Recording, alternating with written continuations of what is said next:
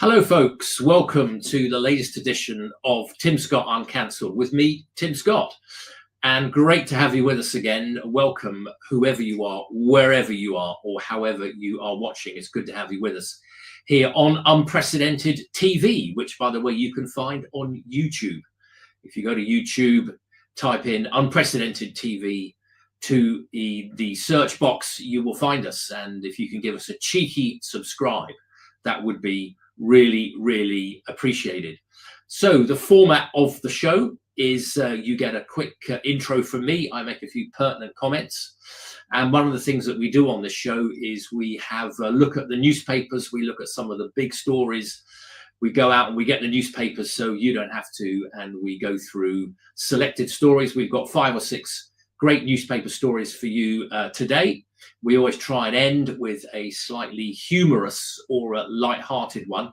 And also, of course, we have a guest who I'll introduce in a minute. And the guest today, great to have him back on the show, is Alan Cook, Reform Councillor for Bromley. And although we are non-party political on the show, but we like to have all sorts, and it's great to have Alan.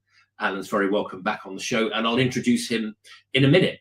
So a constant theme of the show, of Tim Scott Uncancelled, is how much this country has going for it, but yet what trouble we are in. And I think that makes it all the more galling, all the more infuriating for the very difficult situation that we are in. Britain faces very deep-seated long-term problems.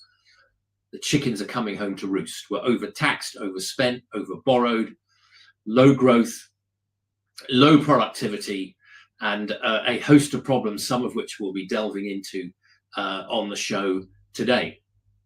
So where are we in Britain and in the West?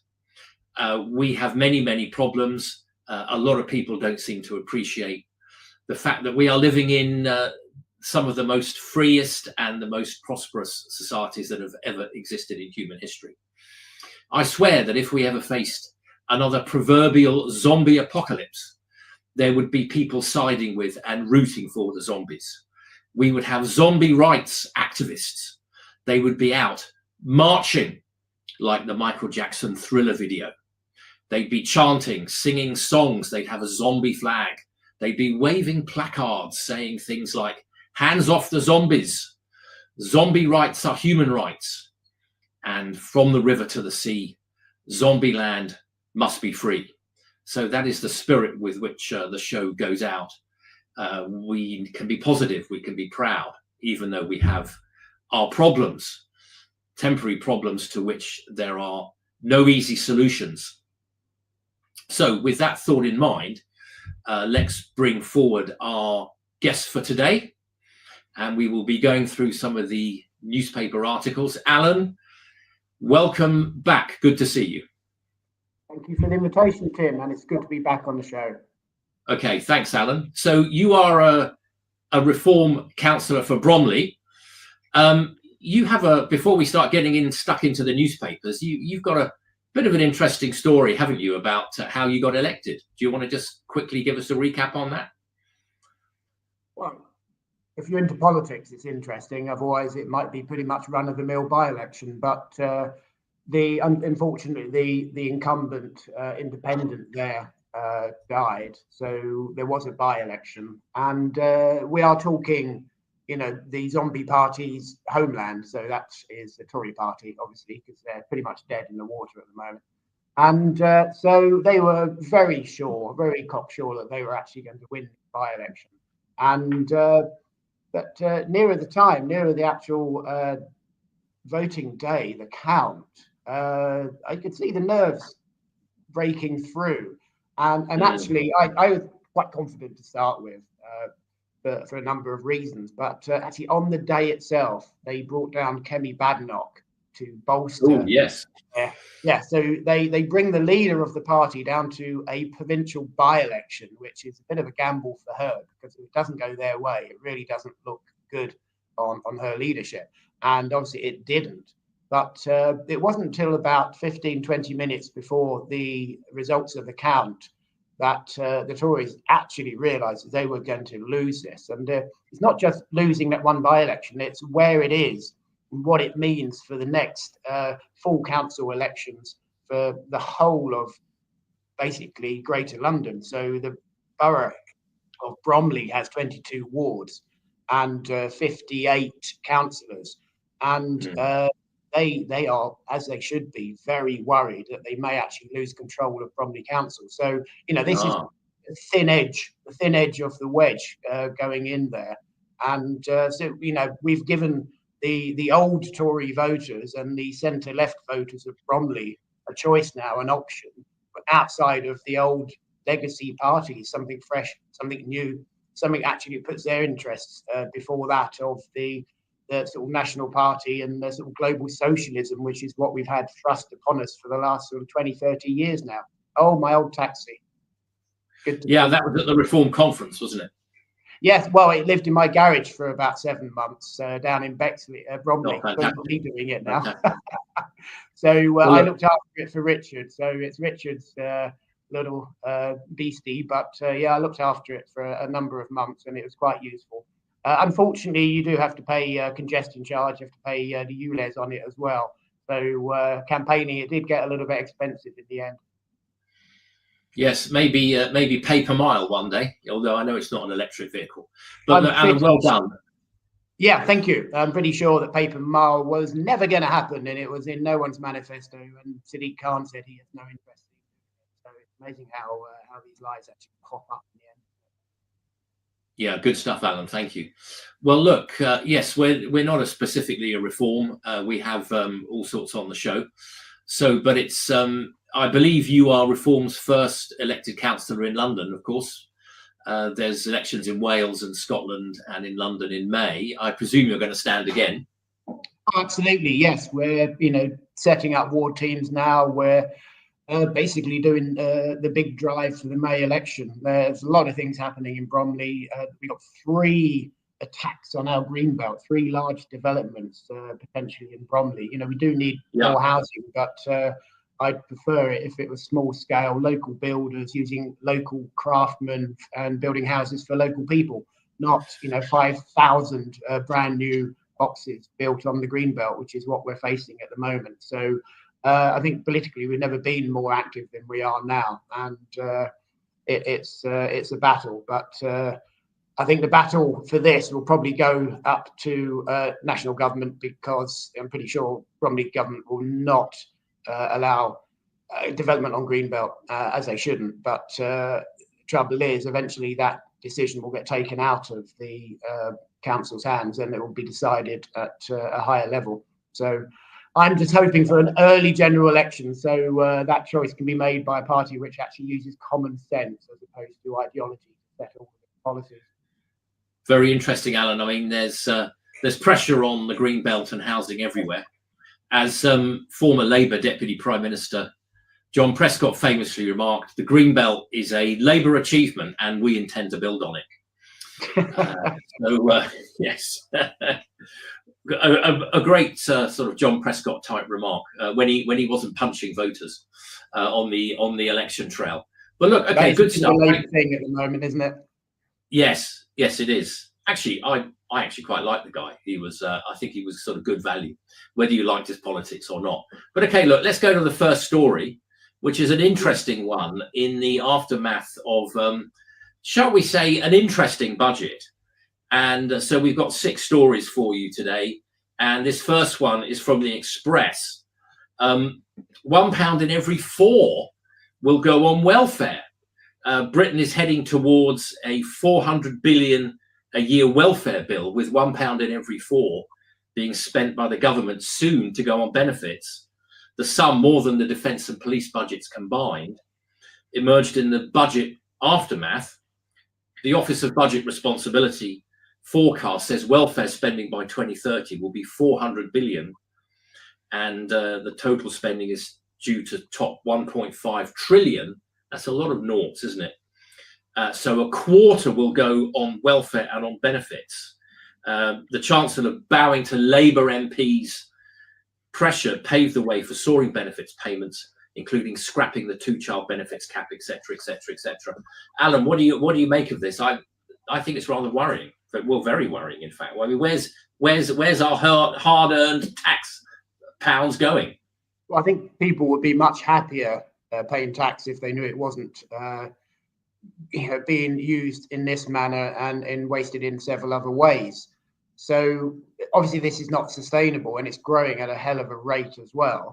But the Labour government will not tackle this because the rest of the party will not let them. So it will just grow and grow. Our debt will increase and increase, and the percentage of GDP that gets spent on sort of non-growth, anti-growth expenses like this will actually increase as well.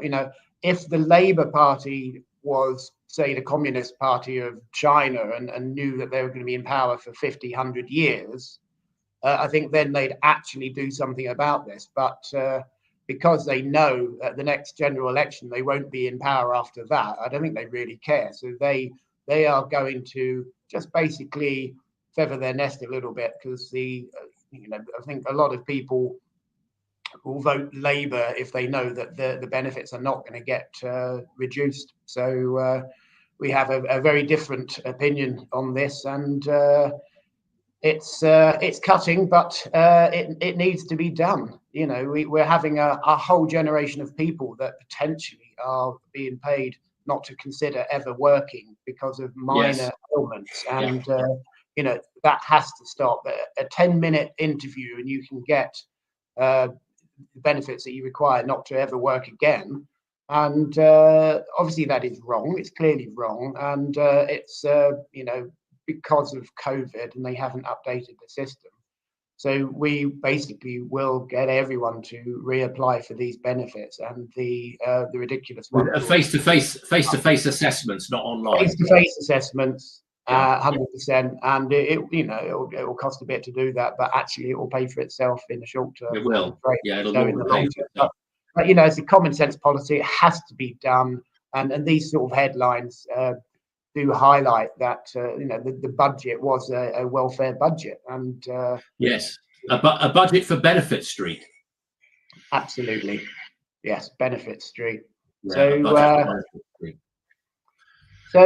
has to be done. There's a number of issues like this which will bankrupt the country if nothing's done about it, and at least we are bringing it into conversation.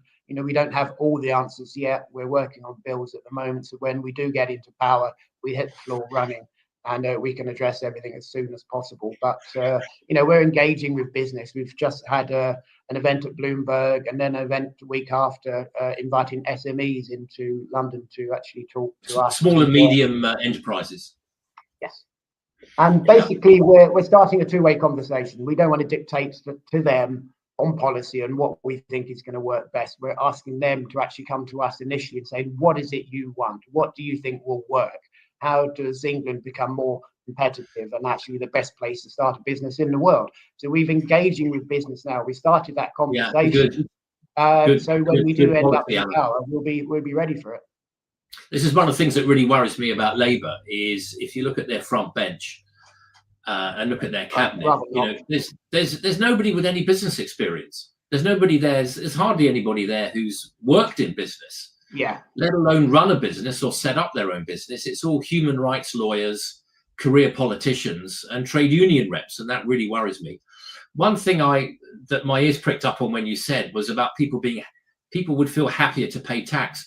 I came across this idea or this theory the other day, and I kind of looked it up, and it's called tax morale, and it's to do with how people feel about paying their tax. And if people can feel that they're being taxed reasonably, not punitively, and that the money that they pay in tax is being well spent, it's being efficiently spent on worthwhile things that improve the public realm and improve public services, they actually feel, nobody's ever overjoyed about paying tax, but people feel better about paying tax in that situation, and they're more honest. They're a bit more honest, and actually it can help maximize and optimize your tax revenue. How would you assess the current state of tax morale in Britain at the moment? I've never known it like this. People moan about having to pay taxes. They always do. But now they're actually taking a step of leaving the country. So they're upping and outing, and they're going, and it's the wrong type of people for growth and for the country that are leaving. It's all the entrepreneurs, businessmen, the ones who have already set up businesses or are about to, or have retired and now they're cash rich. So we'd rather they spend their money here, but they are literally being driven out of the country by socialism, by this socialist government. The state has never been so big. The debt, we've never had a debt at this level, and we've never had this level of tax. And it's understandable if we just come out of a world war, but we haven't. This is day-to-day operation, and fiscally, the country's in probably the worst state it's ever been in. Yeah, I for the first time in a long time, I'm really worried about the future of the country. Well, thank you, Anna. Let's good comments on where we're heading with a soaring welfare bill. Thank you. So let's go on to our next story, which is from The Sun. We have a broad range of newspapers here. We have the Mirror, the Guardian, the Express, the Mail, the Telegraph. So we have a broad range of newspapers. So this is a story about David Lammy, Calamity Lamity. Axing juries is an insult to the public. David Lammy's plans to scrap jury trials has led to accusations he does not trust ordinary people.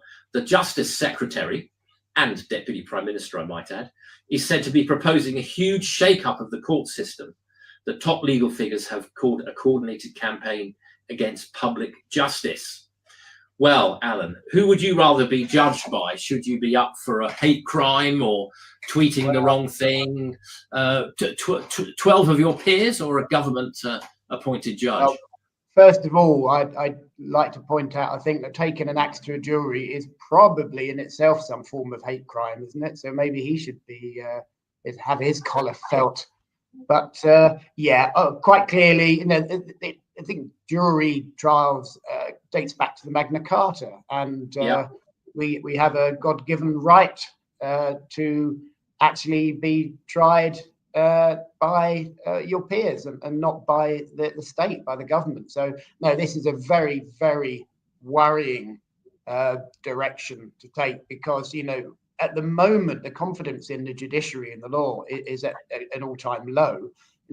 Judges seem to be biased, politically biased, and we've seen that quite a lot. So so when people are being cancelled and people are being arrested for political tweets, then no, this is very, very worrying. The Labour Party do not trust the common people. They do not trust the public, the working class. This highlights that they believe they are the elite and they should rule over us and dictate what we should do and what we shouldn't do. And, they need ultimate power to do that. And currently, to a certain degree, the law doesn't always go in their favour. But if they change this one piece of legislation, then, they have ultimate control over us, unfortunately. Well, let's put a couple of caveats in, to be fair. I mean, firstly, with the jury system, you can sometimes get a perverse result. I mean, classic example was the mob that pulled down the Colston statue in Bristol and threw it into the harbour. I mean, they were cleared because they said, the judge then should basically face being retrained. Yes, these things will always happen. But I think the judge, did he not actually lead the jury in the end to say they probably shouldn't convict? I can't remember the judges. I mean, the judge's summing up is always quite important, and it can influence the jury. Yeah. I can't remember the summing up in that case. I mean, the other thing to mention is that they are going to keep it. They say they're going to keep it for the more 5 years or more in prison kind of crimes, rapists, murders, manslaughter. But they say, I mean, there is a big court backlog, and you can, if you plead not guilty, you can find yourself on remand for quite a long time, months and months. You can find yourself on remand. I mean, I'm instinctively against it, Alan, and it sounds like you are too. Well, that is the trick the judiciary used against all the people that were doing the tweets, and they said, look, if you plead guilty, you'll get a slap on the wrist, but if you don't, then you'll be on remand and potentially incarcerated, and as there's a backlog, you could spend a year in prison before your case is heard. So they're using the delay as a threat. So Yes. we have real problems with the judiciary at the moment, and all part and parcel of the fact that we're living in broken Britain at the moment. Yeah, and you're quite right. I appreciate you pointing it out, back to the Magna Carta of 1215. I mean, I forget the exact wording, but it says something like, no man or no person may be convicted unless upon judgment of his peers, or words to that effect. I mean, this is an ancient liberty. And have you done jury service? I haven't. No, I never have. I've No. fancied a decent, proper sort of, one which will end up a couple of weeks and in the press, and so you can really get stuck in. I think the majority of them are actually quite nondescript cases, but no, I've never been called up. No. Okay. All right. Well, I mean, I'd be very happy to serve on a jury. Yeah. And a bit like, what is it, the Queen of Hearts in Alice in Wonderland? Verdict first, verdict first, trial later. No, you've got to listen to the evidence and come to a thing. Okay, let's move on to our next story. Very topical with everything that's going on, and this is from the Mirror. And Vladimir Putin is telling us that he has no aggressive plans towards Europe. Tyrant's shifty claim to allies. Russian leader President Vladimir Putin claims Europe has nothing to fear from Moscow, as it has no aggressive plans. It comes despite the brutal invasion of Ukraine, repeated missile incursions into neighboring countries, and covert actions against the UK. But Putin went on to ridicule the idea that Russia might attack Europe during a speech he gave recently. He told the military alliance of former Soviet countries that Russia doesn't have any aggressive plans towards Europe. What do you reckon, Alan? Is he a threat to the rest of us? Well, he's a destabilizing threat, isn't he? Whether he's a threat for direct war, no, I very much doubt it. I think we're playing war games at the moment. It's people are trying to get each other to escalate a little bit. Well, they're trying to, provoke us into escalation. They're doing what they've always done. They put their boats up to the border. They track where our oil, gas, and communications networks are on the seabed. They little incursions in the air by plane, and it's par for the course. I think it probably hits the press a little bit more now because there is a war in Europe and in his invasion of Ukraine. So I think it's a little bit more relevant then. I think at the moment the news and the news feeds are a little bit different to they were 5-10 years ago. At the moment, if a councillor, local government councillor, swears on a Zoom call, it's national news. When in the past was the media ever interested in local government to that sort of level? So and a little bit with Putin, I think, we still have the MAD situation, the mutually assured destruction. So if there was a war between any of the superpowers, it's pretty much the end of the earth as we know it. So I really can't see that happening anytime soon. So the war is going to be back to the old Cold War days where, we are talking about let's attack each other's economies. So they may, cut one of our communications cables. They may hack our banks. A number of the Greater London councils were hacked 2 days ago. So yeah, it's going to be cyber war, I think, more than a nuclear war going forward for now. Yeah, I think. I don't feel from Britain's point of view. Yes, we do need to up our defence spending. We took far too much of a so-called peace dividend after the end of the Cold War. I'm ex-army myself, so I have a bit of an affection there, I suppose. But also, we need to look after our servicemen. At the moment, that what happened in Northern Ireland, these guys are, they're being persecuted, not even looked after. The barracks where the armies live in, they're not fit for purpose. And so we really need to ensure that these guys have the kit they need, they have the accommodation they need, and they're looked after and protected after they serve. Who would want to serve for their country at the moment when the successive governments are not looking after our service personnel? Well, Something we I've could, Alan, it's and always Alan, told you. I could go on all afternoon about this. You know, I served in Northern Ireland for 1.5 years in Londonderry, and you know, the IRA killers have been given, you know, a clear pass. The IRA, the South Armagh sniper gang, guilty of at least 12 murders, only served 1.5 years under the Good Friday Agreement, and you know, very elderly troops in their 70s and 80s are being thrown to the wolves. So this is something we could go on a long time about. But okay, so we've now got a quick break, and we're going to look at another show that's on Unprecedented TV, which is Claire Dyer with Dire Consequences.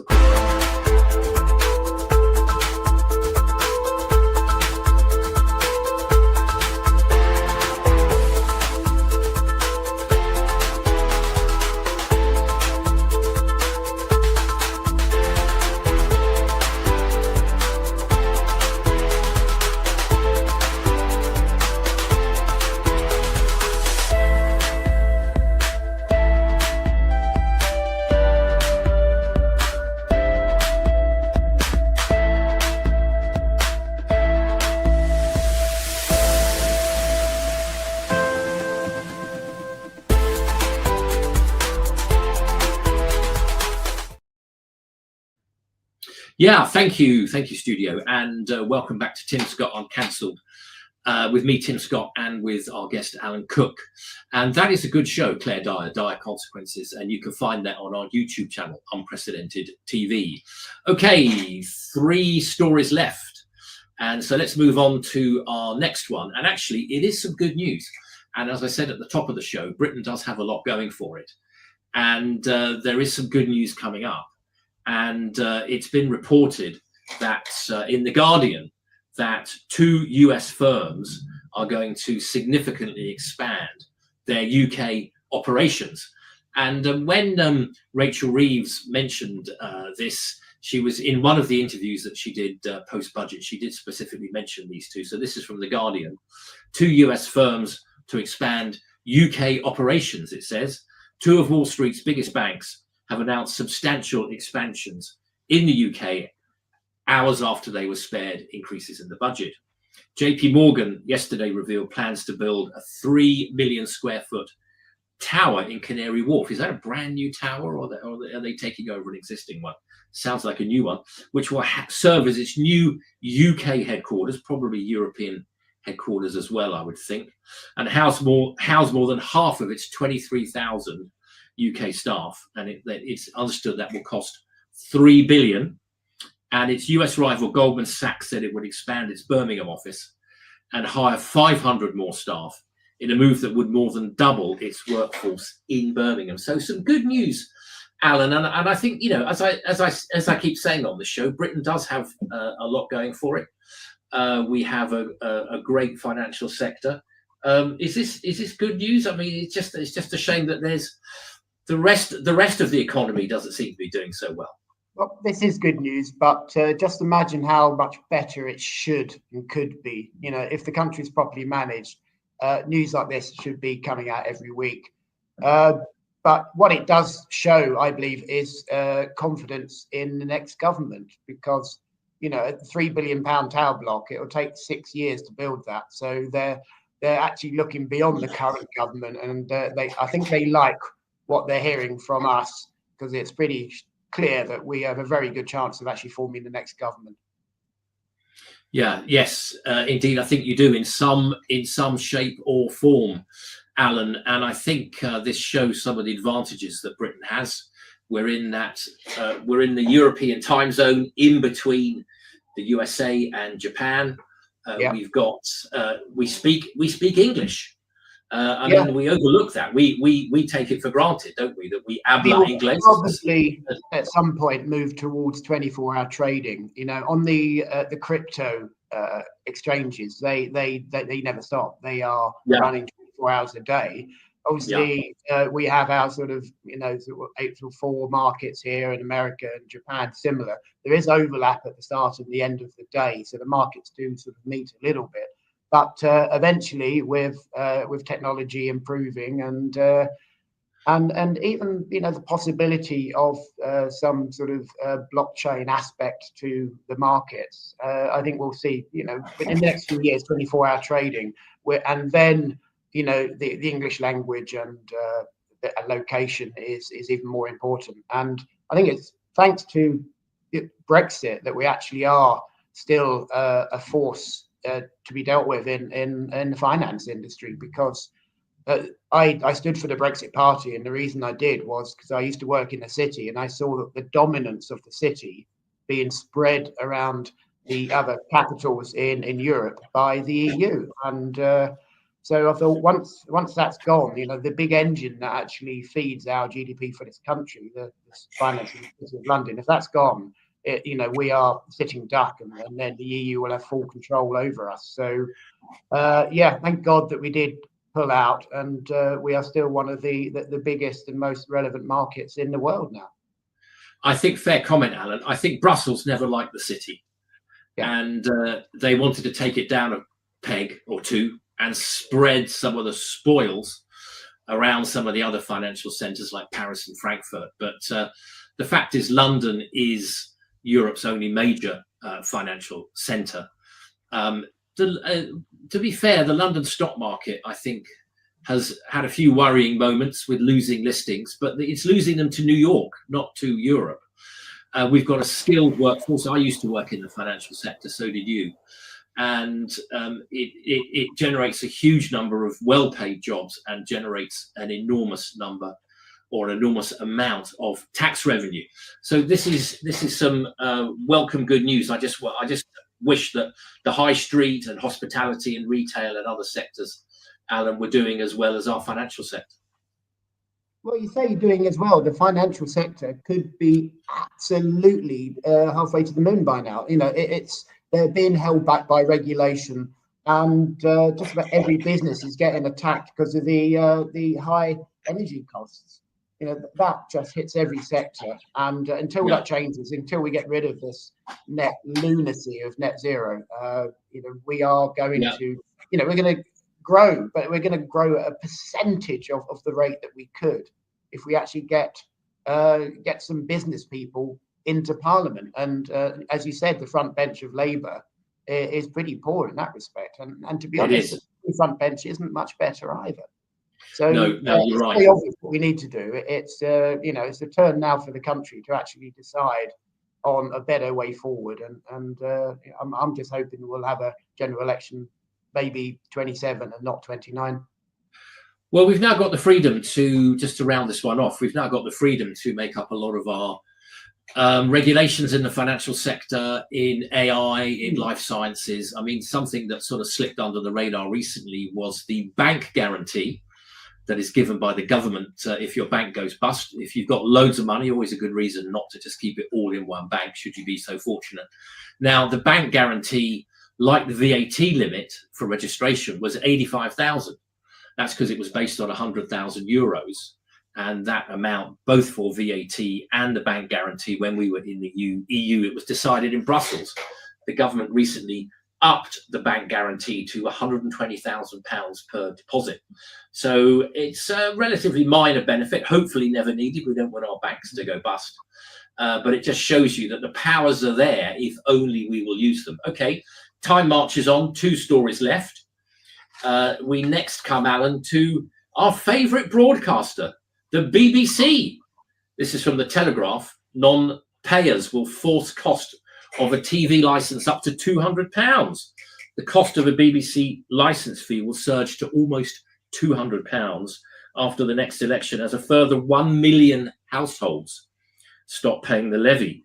Official forecasts from the Office of Budget Responsibility, them again, show the licence fee will rise to just under £200 by the end of the decade, as it continues in line with inflation. Meanwhile, the number of licence fee payers continues to fall. What do you think, Alan? Are you a fan of the BBC? No, I don't watch it anymore. I just find it infuriating, and the sinister. What do they call their news programs now? It's BBC Verified, and it's just beyond it. It's 60 staff apparently. The bias is still there, and it's obvious. It's upfront and in your face. And nothing's going to change because they don't see it, because they are a bubble. They only employ like-minded people. So it's always, self-assured that they're doing the right thing and what they're saying is true, because everyone around them actually believes it and all thinks in the same manner. So, it's very clear. The apologies which have come out from the Trump video editing weren't really apologies. It's more of a sorry, we're not sorry. Oh, we got caught. Never mind. We won't get caught next time. Yes, the Trump thing, that wasn't a mistake. That was deliberate, wasn't it? I mean, to coin a phrase, and it's not the first time either. Fake news, wasn't it? Yeah, absolutely. So no, I think the BBC in its current form has to go. With the Labour government, it will stay as it is.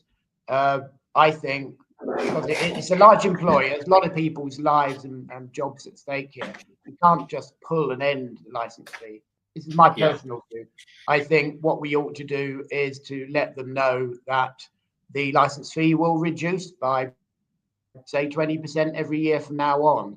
And that gives them a chance to actually look at the market, work out a better method of them funding themselves, their self-funding. So, and just take 20% away from them every year until they are self-funding, or maybe leave a small international news broadcasting arm, but they'll have to be monitored for bias, because every opportunity they are basically advertising how bad and terrible and far right wing this country is to the rest of the world. And on a global stage, the BBC is trusted, but it certainly used to be in America. But that trust, they're eroding it themselves very quickly. Yeah, it's an interesting one. I mean, I've got mixed feelings about the BBC. I mean, it's clearly slanted to, I would say, the soft liberal centre left. I mean, they didn't particularly do Corbyn any favours, did they? I think, but it does have a global footprint. It is part of Britain's soft power and global influence. I'm a bit suspicious of it. I mean, it does a lot well. I found myself glued to Celebrity Traitors, for example, but I think it has to move to a subscription fee.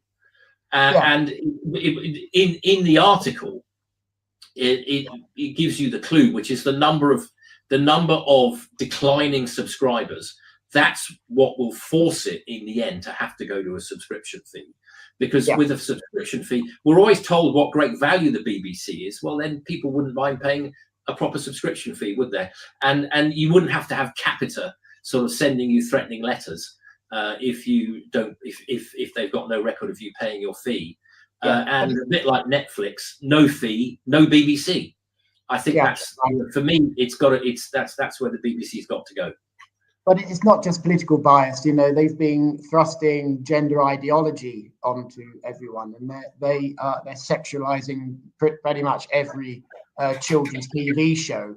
So it's more than just a standard political bias. It's a whole ideology of the hard left involved with the BBC. And they basically mark their own homework, and Ofcom. Yeah, they do. And so, the complaints against the BBC are investigated by checks notes, the BBC. And I think on specific issues, they're anti-Brexit, anti-Israel. We could go on. But let's time marches on, and we come to our last story, and we always try and put in a slightly humorous one. And this is from the Daily Mail. Time to raise a glass. Couples who drink together stay together. For those who enjoy sharing a bottle of wine, it's something to raise a glass to. Couples who drink together tend to stay together. A study has found compatibility of drinking habits is a key predictor of how stable a marriage is.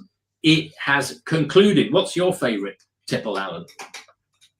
I like them all, but I'm happy to have a nice ale or a beer or a Guinness if I'm out with the boys, and a nice dry white if I'm in with my lady friend. And if I'm, a robust red, if we're having, a big chunk of meat. So, and if I'm bored of wine, I always go towards a cocktail. So, I'm quite an eclectic taste on alcohol. So, but we both like a drink. So I think our relationship after 29 years is going strong, as are our livers, luckily. So yes. Oh, okay. 29 years. That's a good. Yeah. We were married. What are we now? 30 and a bit. 30 and a bit years. Okay, you're doing good. You're doing great. Yeah. And Friday night, do you open a bottle of wine together on Friday night or any other night? Oh, most nights of the week. If I'm eating, why wait till Friday? I want an aperitif. I want a drink to go with the meal, and a meal is not a meal if you don't have a drink. So, as far as I'm concerned, and the drink industry is under attack in this country. I often have been invited. I'm on a number of all-party parliamentary groups. You mentioned AI earlier on.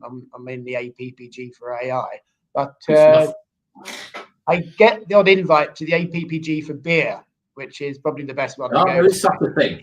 Heavily sponsored by the beer industry. And, Nigel's got to be a member, hasn't he? I don't know if he is actually. I'll have to check. But they're very actually of all the APPGs.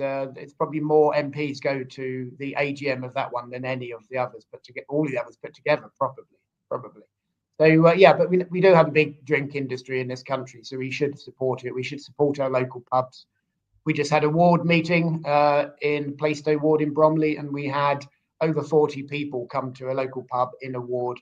So that's a really good turnout for a small ward. So, I'm worried. Pubs have taken a hammering. Yes, they really have. I don't know how some of these, particularly with the COVID shutdowns, the lockdowns. Alan, I don't know how some of these pubs are still going. And the cost of energy for the pubs as well. It's coming into winter now. They have to heat the pubs, and their expenses have gone through the roof. So we were losing them about one a week years ago. So I dread to think what the actual rate is now.